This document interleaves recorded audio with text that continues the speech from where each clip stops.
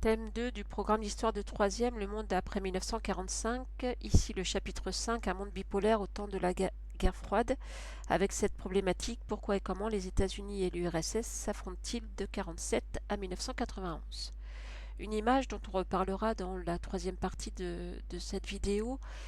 C'est une image tirée du film Rocky IV qui illustre très bien l'opposition entre d'un côté à l'ouest les États-Unis et de l'autre à l'est l'Union soviétique pendant toute cette période.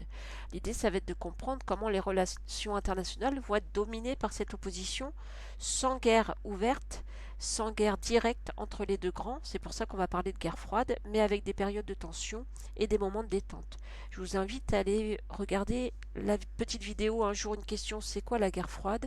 Comme toujours, rapide mais plutôt efficace. Alors on commence avec cette photographie qui a été prise à Yalta en Ukraine en février 1945. Conférence qui rassemble les trois grands de l'époque, c'est-à-dire Churchill, le Premier ministre du Royaume-Uni, Roosevelt, président des États-Unis, qui va mourir de maladie quelques semaines plus tard, et puis Staline, le chef de l'URSS. On est en février 1945, ça veut dire que c'est encore la Seconde Guerre mondiale, les combats n'ont pas pris fin, mais déjà les trois grands se réunissent pour préparer la paix future et se mettre d'accord sur le sort de l'Allemagne, mais aussi l'organisation d'élections libres dans l'Europe libérée. L'Europe va donc être libérée au cours de ce printemps 1945 suite aux débarquements qui ont lieu sur le front de l'Ouest et à la contre-offensive soviétique. Les troupes alliées américaines et soviétiques se retrouvent sur l'Elbe en avril 1945. Yalta, c'est déjà la fin de la guerre.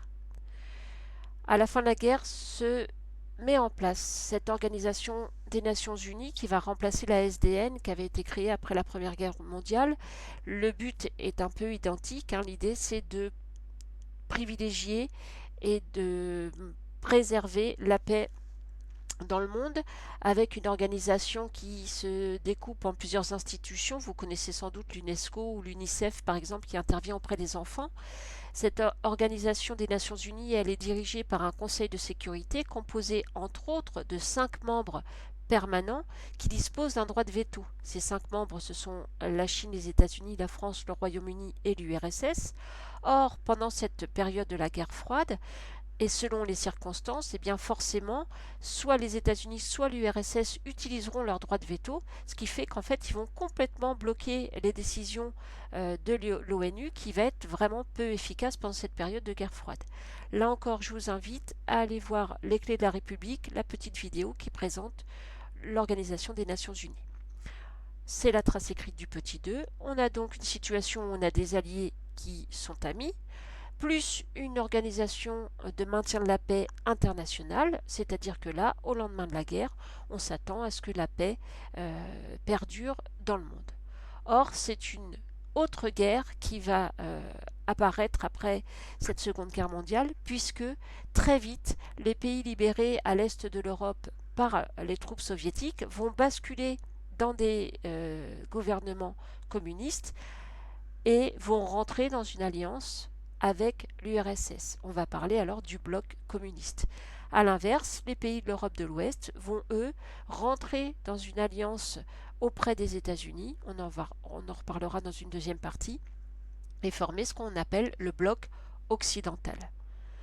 L'Europe se coupe en deux, au point que lors d'un célèbre discours prononcé en 1946, Winston Churchill, qui n'est plus Premier ministre britannique, parle d'un rideau de fer qui coupe l'Europe en deux et qui va couper le monde en deux, puisque désormais on va parler du bloc de l'Ouest, le bloc américain, ici représenté en bleu, et du bloc de l'Est, représenté ici en rose, est dominé par l'URSS, le bloc communiste. On va parler de deux blocs, on va parler de deux mondes, on va donc parler d'un monde bipolaire qui fera l'objet d'une seconde vidéo.